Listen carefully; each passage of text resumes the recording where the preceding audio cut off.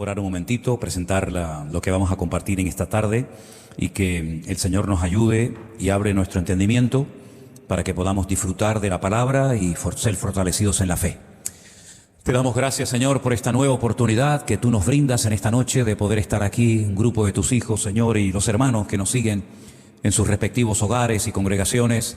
Señor, háblanos, ministranos, fortalece nuestra fe a través de tu poderosa palabra y que podamos en esta tarde estar atentos a todo lo que tú nos quieras compartir, Señor, en el día de hoy. Ponemos este tiempo de estudio en tus manos, en el nombre de Jesús. Amén y amén. Les dije el domingo que me gustaría hoy, jueves, leerles las palabras de aquella mujer llamada Rahab que vivía en la ciudad de Jericó. He leído muchas veces lo que ella dijo, pero he quedado muy impactado por la forma y por las palabras que pronunció Rahab en el capítulo 2 del libro de Josué. Estamos en ese capítulo, en ese libro, y voy a leer a partir del versículo 9. Josué, capítulo 2, a partir del versículo 9 en adelante, la palabra del Señor nos dice lo siguiente. Sé que el Señor os ha dado esta tierra, porque el temor de vosotros ha caído sobre nosotros, y todos los moradores del país ya han desmayado por causa de vosotros. Porque hemos oído que Jehová hizo secar las aguas del Mar Rojo delante de vosotros cuando salisteis de Egipto, y lo que habéis hecho a los dos reyes de los amorreos que estaban al otro lado del Jordán, a Sehón y a Og, a los cuales habéis destruido. Oyendo esto ha desmayado nuestro corazón, ni ha quedado más aliento de hombre alguno por causa de vosotros, porque Jehová vuestro Dios es Dios arriba en los cielos y abajo en la tierra. Os ruego pues ahora que me juréis por Jehová, que como he hecho misericordia con vosotros, así la haréis vosotros con la casa de mi padre, de lo cual me daréis una señal segura. Y me salvaréis la vida a mi padre y a mi madre y a mis hermanos y a mis hermanas y a todo lo que es suyo, y que libraréis nuestras vidas de la muerte. Ellos le respondieron: nuestra vida responderá por la vuestra, si no denunciareis este asunto nuestro, y cuando el Señor nos haya dado la tierra, nosotros haremos contigo misericordia y verdad. Entonces ella hizo descender con una cuerda por la ventana, porque su casa estaba en el muro de la ciudad, y ella vivía en el muro. Y les dijo: marchaos al monte para que los que fueron tras vosotros no os encuentren, y estad escondidos allí 3 días, hasta que los que os siguen hayan vuelto, y después os iréis por vuestro camino. Me llama la atención la convicción, la seguridad con la que habla esta mujer. Sí, ya sabemos que se dedicaba al oficio más antiguo de la tierra, ¿no? Ya sabemos que ejercía la prostitución, la Biblia lo dice continuamente. Me llama mucho la atención, sinceramente, que cada vez que la Biblia habla de Rahab, menos en la genealogía de Jesús en el capítulo 1 de Mateo, siempre dice Rahab la ramera, como que para que tengamos en cuenta a lo que se dedicó esta mujer. Antes de tener, diríamos en palabras nuestras, una genuina conversión al Dios de Israel. No habla con dudas, habla con seguridad, con convicción. Y ella se da cuenta de que hay en la ciudad de Jericó una atmósfera, un ambiente de derrota, de pesimismo, de temor. Y eso es lo que le motiva a ella a decirle a estos 2 espías que mandó Josué, que la gente en la ciudad ya está totalmente desmoralizada. La gente está asustada. De hecho, hay otro versículo que dice la Biblia que Jericó estaba tan bien cerrada a causa del temor, a causa del miedo que le tenían a los hijos de Israel que estaban fuera de la ciudad. Me llama por otra parte la atención que ella menciona cosas que han ocurrido hace 40 años.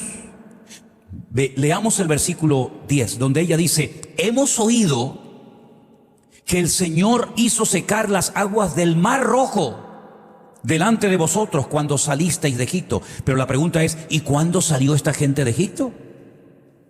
Pues hacía 40 años. Hacía 40 años que habían oído los habitantes de Jericó el milagro tremendo que el Señor había hecho al sacarlos de Egipto, que se habían encontrado en un embudo y ya no había posibilidad de salvarse, ya no podían dar marcha atrás, tampoco podían avanzar, y entonces Dios hace un milagro espectacular. Separa, divide las aguas del Mar Rojo. Y ese milagro esa proeza, esa maravilla de parte del Señor. Yo no sé cómo llegó a oídos de la gente de Jericó, pero lo sabían. Es decir, que si observamos el comentario que Rahab le hace a estos espías, hace 40 años podían haber atacado la ciudad y la habían podido conquistar. Pero lamentablemente, aquellos que experimentaron este milagro tremendo no tuvieron la fe de poder entrar a Canaán y tomar posesión de la tierra. Pero ella tenía memoria. Hacía 40 años que estaban pensando que en algún momento nosotros también seremos derrotados. Porque ella además menciona los nombres de 2 reyes que fueron derrotados, Sehón y Og, que fueron totalmente destruidos, reyes tremendamente poderosos, con un ejército bien preparado, bien entrenado y armado hasta los dientes, y cayeron delante de los hijos de Israel. Y ella le está recordando a los espías acontecimientos que habían sucedido hacía una generación, hace 40 años atrás. ¿Cómo es posible que esta gente pagana, idólatra, y ella, sabemos a lo que se dedicaba, tuvieran más fe en la destrucción y en la toma de Jericó que los hijos de Israel 40 años atrás, después de haber visto aquellos tremendos milagros? Ella prestó atención con sumo cuidado de lo que Dios estaba haciendo con este pueblo a través del desierto. Y todas estas características, hablar con seguridad y convicción, saber leer las circunstancias, saber leer el rostro de la gente, prestar atención a los hechos, a las acciones que Dios viene haciendo, también tienen que ser parte de nuestra forma de ser. Nosotros no podemos olvidar lo que Dios ha hecho, lo que Dios ha dicho, lo que Dios ha prometido. Tenemos que tener la mente constantemente ocupada en las cosas de Dios, la mirada constantemente puesta en el Señor. Escuchar lo que hablan en la radio, en la televisión, leer los periódicos, ver lo que dicen los políticos, los periodistas, y te darás cuenta del ambiente que nos rodea. Rahab se supo mantener, yo creo que en lenguaje moderno, no se había convertido hacía 40 años porque no le había llegado la oportunidad, pero sinceramente, si 40 años atrás hubieran entrado los hijos de Israel en la ciudad de Jericó, yo estoy seguro que ella se hubiera convertido. Pero esperó 40 años su oportunidad. Y hay algo que me llama la atención, y es que reconoce la soberanía de Dios. Dice, yo sé que vuestro Dios os ha entregado esta tierra. Ella no se resiste, ella dice, ¿y por qué esta tierra tiene que ser parte de ustedes? ¿Y por qué ustedes tienen que venir a echarnos de nuestra tierra? ¿Y por qué? No, ella no hace ninguna pregunta de este tipo, sino que ella admite, ella reconoce que Dios, el creador de la tierra, es el que reparte la tierra a los pueblos como Él quiere y cuando quiere.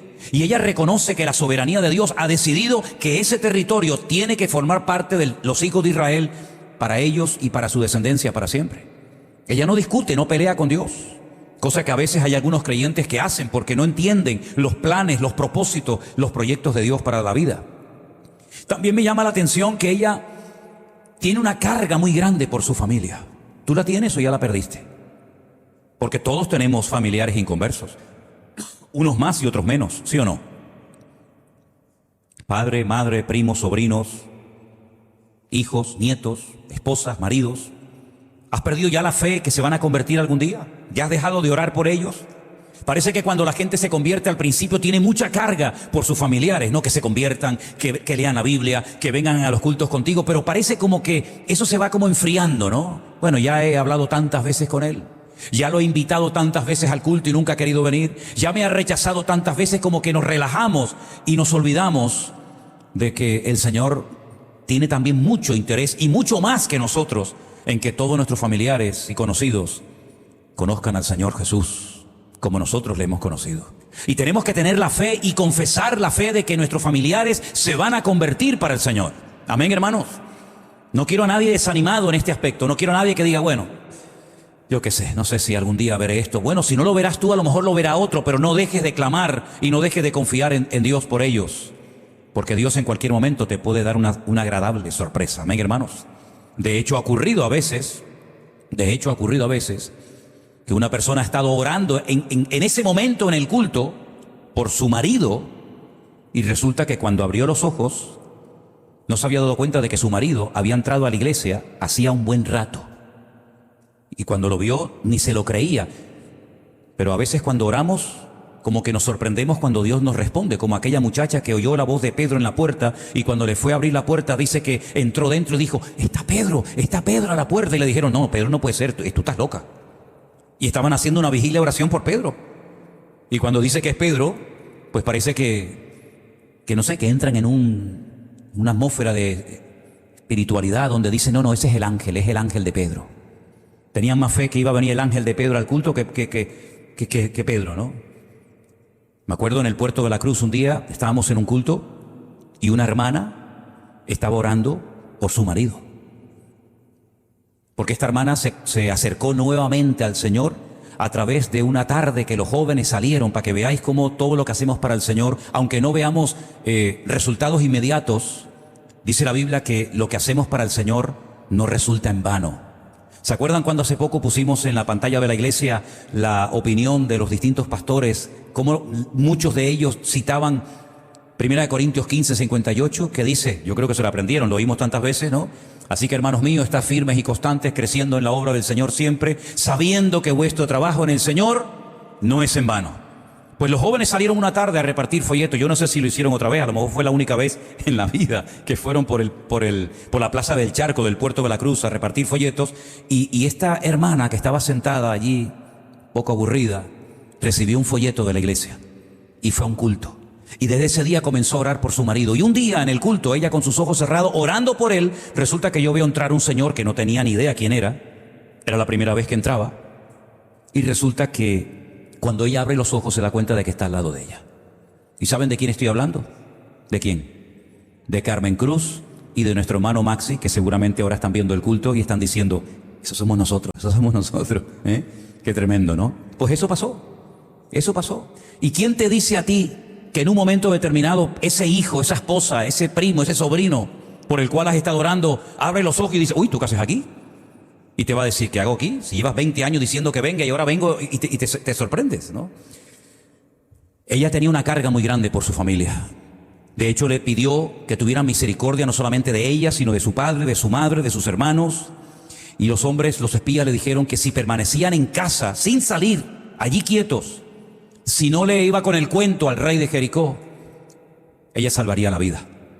Tuvo una carga muy grande por su familia. Y esa carga tenemos que tenerla y orar frecuentemente por ellos. Ahora, mientras leía la historia de Rahab, me venía a la cabeza y pensaba, ¿quién le iba a decir a Josué y a los hijos de Israel y a aquellos espías que se iban a encontrar a una mujer con estas convicciones, con esta fe, con esta seguridad?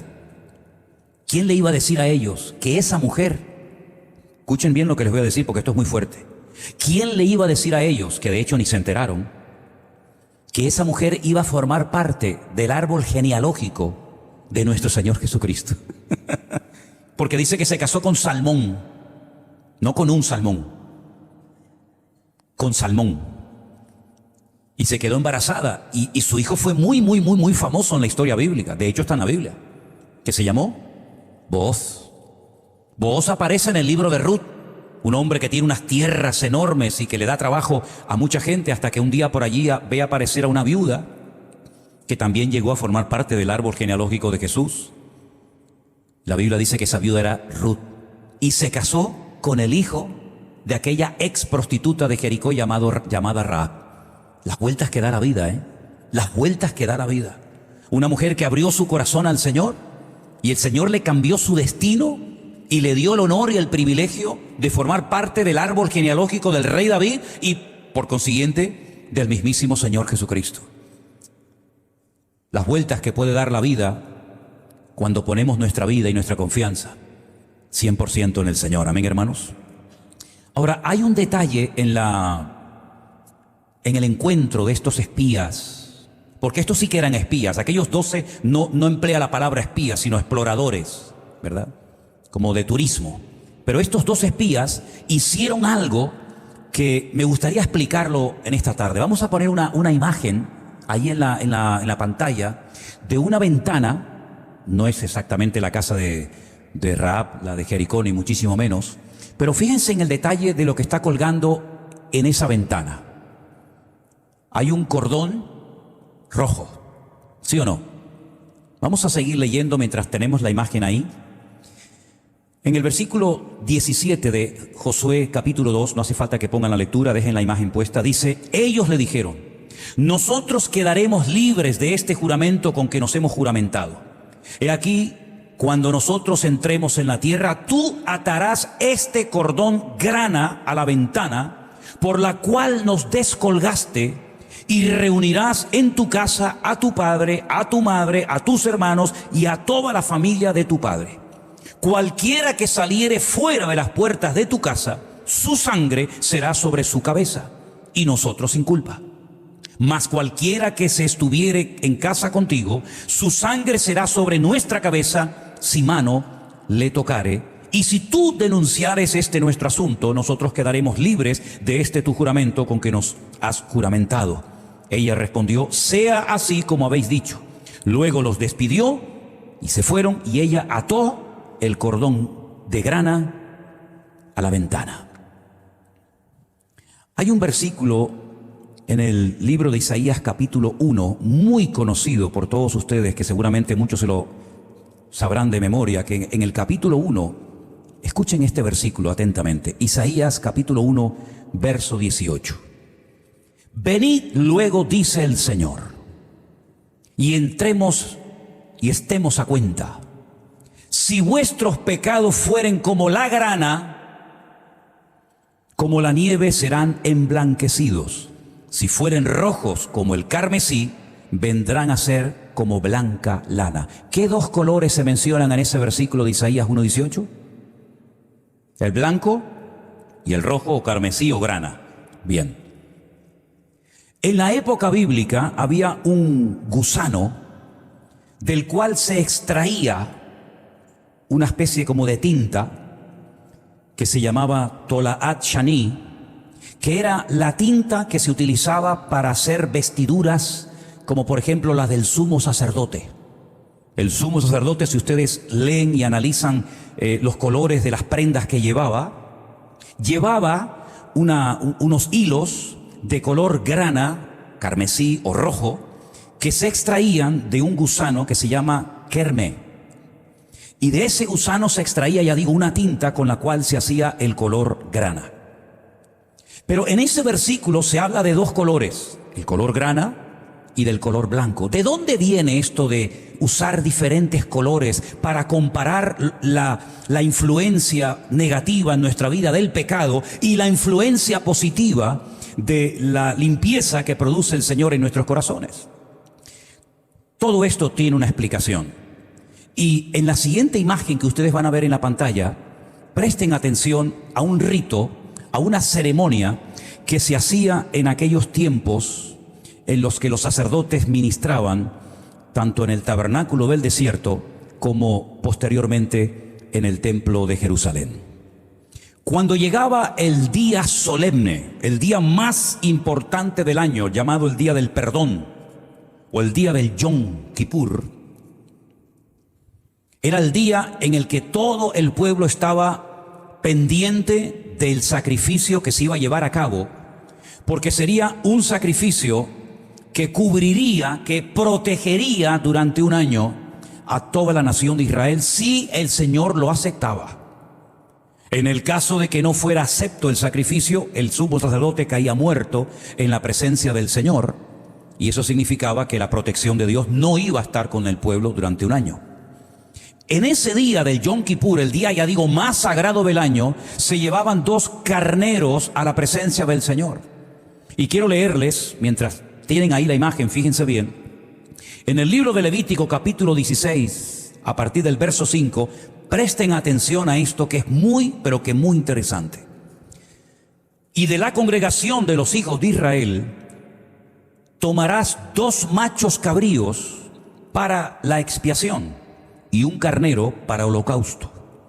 Y hará traer a Aarón el becerro de la expiación que es suyo, y hará la reconciliación por él y por su casa.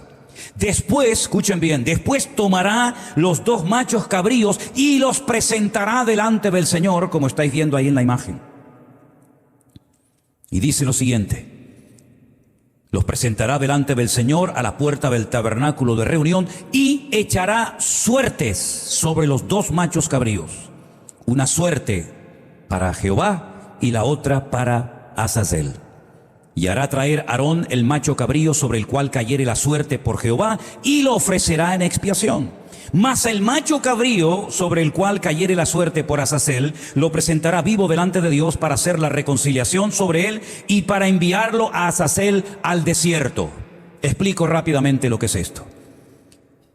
2 machos cabríos se traían ante la presencia del Señor en el día del perdón o del Yom Kippur, cuando entraba el sumo sacerdote a la presencia del Señor en el lugar santísimo.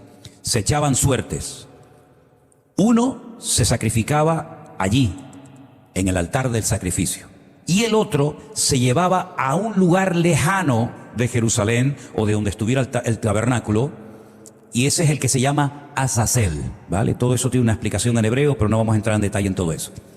A ese animal que se le llevaba al desierto, que era el que llevaba los pecados encima de una forma simbólica de todo el pueblo, se lo llevaba al desierto con un cordón de color rojo, exactamente igual que el que puso Rahab en su ventana en la ciudad de Jericó. Y cuando se llegaba a un lugar, a ese animal se le despeñaba, se le lanzaba y moría. Pero ¿cómo sabían en Jerusalén que era el momento de presentar el otro macho cabrío que había quedado vivo? No había teléfonos, no había WhatsApp, no había forma de comunicarse. ¿Cómo hacían entonces para decirle a los que estaban esperando en el templo, oye, que ya es el momento, que ya el macho Azazel, el macho del desierto, macho cabrío, ya ha sido sacrificado? ¿Cómo hacían? Se ataba a la puerta del templo. Algunos dicen también a la puerta, en los cuernos del que quedaba, pero bueno, ataban un cordón también de color rojo. Los que habéis ido a Jerusalén, os habéis dado cuenta de que hay unos judíos que van por las calles poniéndote un hilito de color rojo. Y la gente no sabe lo que está haciendo. Y todo viene de Levítico capítulo 16, del día del perdón del Yom Kippur. Cuando el macho cabrío del desierto moría, el cordón rojo que estaba en la puerta del templo de Jerusalén, y esto es algo que ocurría y está confirmado por muchísimos testigos, cambiaba de color. Y ese hilo rojo se ponía blanco. Y esto lo sabía todo el mundo en Israel. Y por eso dice Isaías que si vuestros pecados fueren rojos como el carmesí, cuando el Señor haga su sacrificio y nos limpie con su sangre, seremos blancos como la nieve, como blanca lana. Y de ahí viene la costumbre de ponerle a los niños el lacito rojo, como decían en La Gomera, en la isla de La Gomera, para el mal de ojo, para la buena suerte, para que no le hicieran cosas feas, etcétera, etcétera. De ahí viene toda esa costumbre pagana. Pero quedaros con esta ilustración. Todo el mundo en Israel sabía que ese cordón rojo se transformaba en un color blanco cuando el sacrificio se tenía que realizar. Y todo esto lo registra esa enciclopedia gigantesca que los judíos tienen, que se conoce con el nombre del Talmud. El Talmud de Jerusalén y el Talmud de Babli. Pero ¿saben lo que dice el Talmud? Es decir, el registro oficial de las tradiciones de los judíos durante cientos de años. Que desde el día que murió Yeshua HaMashiach en Jerusalén, nunca más el cordón cambió de color. Nunca más. Porque ya la sangre de los toros y de los machos cabríos no tiene ninguna capacidad de perdonar los pecados de nadie, sino solamente la sangre de Jesucristo nos limpia de todo pecado. ¿Cuántos dicen amén? Como ellos habían sido criados y sabían perfectamente esa costumbre del cordoncito rojo, etcétera, etcétera, lo que se les ocurrió en el momento de oír, de conocer a una mujer que quiere salvarse, que quiere cambiar de vida, que quiere empezar una vida nueva, le dijeron, bueno, pues, ¿qué podemos hacer? ¿Qué podemos hacer? Toma, ponte este hilo de color rojo en la ventana de tu casa, y cuando los soldados entren dentro de la ciudad y vean ese cordón rojo, ellos sabrán que en esa ciudad tiene que haber salvación, tiene que haber un cambio, y te perdonaremos la vida a ti y a toda tu familia. Y ya lo creo que lo hubo. Ella era una cananea, los cananeos estaban bajo la maldición de Noé, ¿se acuerdan? Noé había dicho, maldito sea Canaán, y ella era una cananea. Y los cananeos tenían 2 características principales, eran de una promiscuidad sexual brutal, pero con todo, con todo, sin límites de ningún tipo, y al mismo tiempo tremendamente idólatras, unos ritos de idolatría terroríficos, brutales, incluso hasta con sacrificios de personas. Y ella logró cambiar de vida, porque el único que nos puede transformar la vida es el poder de la sangre de nuestro Señor Jesucristo. Cuando de verdad te conviertes, no es el venir a la iglesia. El venir a la iglesia está bonito, es importante, es bíblico, está bien, pero el cambio no se produce única y exclusivamente porque ahora vienes a la iglesia. El cambio se produce cuando le permites al Señor obrar en lo más profundo de tu corazón. Y ahora ya no se tiene que extraer la tinta de un gusano, que por cierto, por si no lo sabían, después de la destrucción del templo de Jerusalén en el año 70 después de Cristo, este gusano y otros de los cuales se extraía tintes, por ejemplo, uno para el color azul, otro para el color camesí, desaparecieron de las costas de Israel. Se fueron de las costas de Israel. Ya no estaba ese molusco. Hasta que hace unos años aparecieron miles y miles de moluscos. El Toalat Shani, que es el que se sale rojo, y otros comenzaron a darse cuenta de que todo se estaba preparando para los últimos tiempos. Y de ahí volvieron a extraer, y están en el Museo del Templo, que lo pueden ver. De ahí se extrajo otra vez la tinta de esos moluscos y se han podido hacer las ropas del sumo sacerdote que estará en el templo de Jerusalén cuando Dios permita que se vuelva a abrir. Entonces, hermanos, todo esto a nosotros nos indica que hay que tener memoria de las cosas que Dios ha hecho en nosotros. Pedro dijo en una ocasión: cuando yo parta de este mundo, cuando ya no esté entre ustedes, yo procuraré que ustedes retengan en su memoria las cosas que yo les he predicado y las cosas que yo les he dicho. Y por eso escribió 2 cartas. Y nosotros no tenemos que olvidar aquella oración que tanto le hicimos al Señor y que el Señor finalmente nos respondió. Amén, hermanos. Y no tienes que olvidar cómo estabas tú antes, y cómo vivías, y cómo eras, y cómo te encontrabas, y ahora la vida nueva, llena de paz, de gozo, de victoria, de bendición, y del favor de Dios que tienes hoy por hoy. No tienes que olvidarte nunca de eso. Y cuando hables de tu conversión, y cuando hables de la palabra, y cuando hables de algo del Señor, habla con seguridad, habla con convicción, sabiendo que las promesas de Dios están en vigencia hoy en día. Amén, hermanos. Pero les voy a proponer que hagáis algo. Se me ocurrió en la época de la pandemia, y creo que funcionó muy bien. De hecho, el día que nos volvimos a reunir después de un tiempo sin vernos, algunos venían por la calle con el famoso cartelito, ¿se acuerdan? Prohibido quejarse, ¿se acuerdan?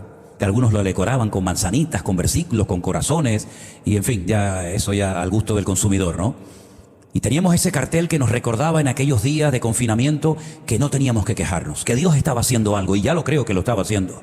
Una obra invisible, pero poderosa, que perdura hasta el día de hoy, y esto salvó a miles de personas en muchas naciones de la tierra. No sé si lo tienen. ¿Cuántos tienen todavía ese cartel? ¿Algunos lo tienen? Yo os voy a proponer que pongáis en vuestra casa algo, así como Rahab puso ese cordón en la ventana que le ayudó a salvarse a ella y a su familia. Yo os propongo que pongáis algo en la sala, en el comedor, en la puerta de la calle, que pongáis algo que cuando lo veas, ni te quejes, sino que inmediatamente digas: Señor, gracias porque tú eres bueno, gracias porque tú me has cuidado. Ahora, algunos preguntarán: ¿y qué puedo poner? No sé. Pon un Nuevo Testamento, pon una Biblia. Algunos dicen: ¿puedo poner una vela? Bueno, yo no he dicho nada, ¿no? Pon algo que cuando tú estés en tu casa y hoy el día ha sido pesado y el chiquillo no para de llorar y el otro no sé qué. Y en cuanto veas eso, una vez escuché el testimonio de un joven judío. Ustedes saben que ellos usan el manto de oración con unos flequitos, ¿no? Que se llaman los tzitzit, pero luego llevan otro pequeñito por dentro de la camisa. Y hay un vídeo que grabamos ahora en Jerusalén que Armando me vio dando las explicaciones de esos hilitos con un joven judío muy amable que se acercó a nosotros y se abrió la camisa. Está por ahí por YouTube, ¿no? Y dice que un día uno de estos jóvenes que llevaba ese talit con esos hilitos que le recuerdan los mandamientos de la palabra de Dios, estuvo a punto de caer en tentación. Estuvo a punto de hacer algo incorrecto. Pero de repente dice que vio esos flequitos, esos hilitos que para ellos les recuerdan los mandamientos, la palabra de Dios, y dice que simplemente tocarlos y verlos, se dio media vuelta y se marchó corriendo como José y no cayó en pecado. Creo que sería bueno que tuviéramos la costumbre en nuestras casas de tener algo, no sé, tal vez un versículo en la puerta, un cuadro con un texto bíblico, una fotografía de la suegra, no sé, algo, no sé, un bozal del perro, algo, no sé. que cuando tú lo veas digo, no me puedo quejar. No, perdóname, Señor, lo siento, no, perdóname, no. Gloria a Dios, gracias. No entiendo nada, pero gloria a Dios. Busca algo. Ahora, cuidado lo que vas a poner. Cuidado lo que vas a poner. Algunos van a poner algo que, mira, mejor no pongas nada. Pero qué bueno sería que todos los días nosotros pudiéramos recordar que el Señor nos ha salvado. Que caerán a tu lado 1000 y 10.000 a tu diestra, mas a ti no llegará, por cuanto has puesto tu confianza en el Señor. Toda una familia convertida por una mujer, una sola, que les habló, que los llevó a su casa. Ahora, escucha bien, la Biblia dice dónde vivía Rahab, entre muro y muro, eran como 2 círculos concéntricos, y ella vivía pegadita al muro, por eso los pudo descolgar por el muro a los espías. Fíjate tú qué cosa tan interesante, ¿verdad? Cómo el Señor los guió a la casa, al lugar, a la persona idónea, ¿no? Pero no solamente eso, sino que ella era prostituta, y donde ejercía la prostitución probablemente sería en su casa. Ella tuvo que convencer a su padre, a su madre, a sus hermanos, a sus familiares, a sus seres queridos: vengan a mi casa, que en mi casa se van a salvar. En tu casa nos vamos a salvar. Si tu casa es un antro de pecado, de prostitución, de desorden. Pero ella se tomó tan en serio su encuentro con Dios, que prueba de ello, el Señor la honró, como dije antes, teniéndola en su árbol genealógico. Todo el libro de Josué es espectacular. Pero ¿se acuerdan un día que yo les dije que en la Biblia hay versículos que empiezan con una palabra que ya solamente con esa primera palabra ya te pones en guardia? Por ejemplo, en el libro de Apocalipsis dice: habéis trabajado, habéis sufrido, habéis probado a los que se dicen ser apóstoles y los habéis hallado mentirosos, y tus obras postreras son mayores que la primera. ¿Sabéis de quién estoy hablando, no? ¿Sí o no? De la iglesia de Éfeso en Apocalipsis. Pero ¿qué dice el siguiente versículo? Pero, ay amigo, ya nos ponemos en guardia. Todo suena muy bonito, pero cuando leemos la palabra pero, tengo contra ti que has dejado tu primer amor. Ese pero ya nos pone en guardia, nos pone firmes, y lo que nos dice a continuación echa por tierra todo lo demás. Bueno, pues encontré un pero en el libro de Josué. Vengan conmigo, por favor, al libro de Josué, el capítulo 7. Ya digo, todo maravilloso, ¿eh? Rahab se convierte, toda la familia se integra en el pueblo, la ciudad de Jericó cae, el río Jordán se abre, todo va de maravilla. Pero, ¿qué dice el versículo 1?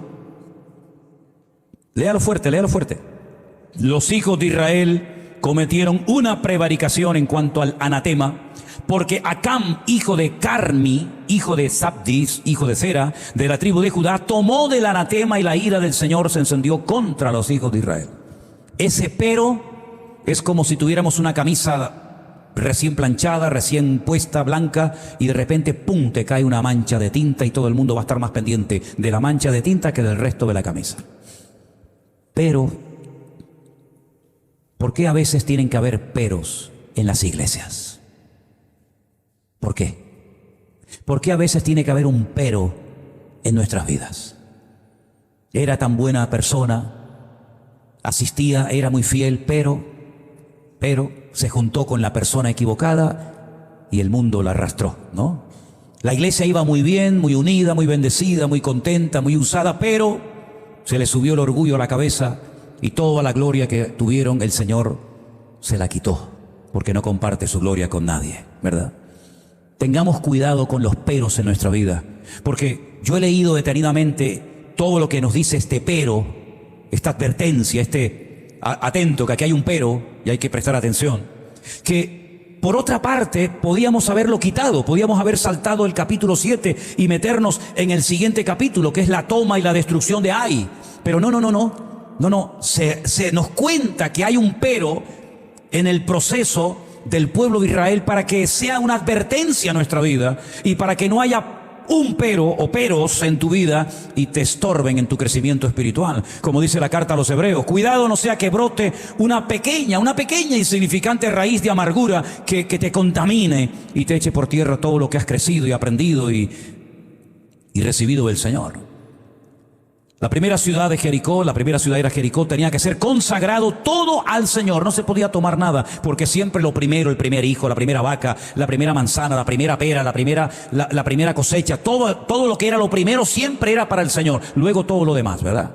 Siempre lo primero para el Señor. Buscad primeramente el reino de Dios. Siempre lo primero era para el Señor. Tenías un árbol de naranjas y las primeras naranjas, por eso le amarraban, otra vez, miren lo que me estoy acordando ahora.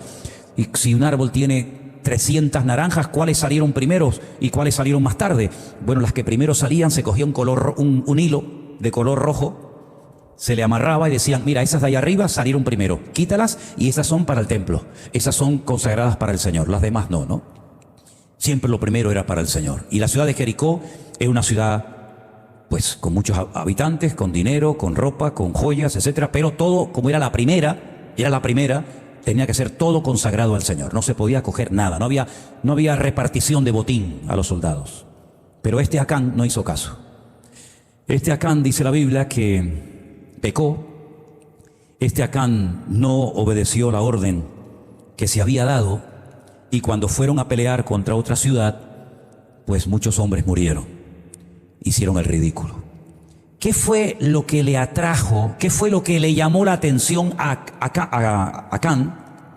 Acán para cometer un pecado? Lo dice la Biblia. Denme unos minutos. Josué capítulo 7, versículo 20. Pero del 19 podemos arrancar. Josué le dijo a Acán, hijo mío, dale gloria a Jehová, el Dios de Israel. Dale alabanza y declárame ahora lo que has hecho y no me lo encubras. Di la verdad. Esa expresión de dale gloria a Dios significa dime la verdad. Y Acán le dice a Josué, verdaderamente yo he pecado contra Jehová, el Dios de Israel, y esto es lo que he hecho. Ahora miren el versículo 21, qué triste, ¿no?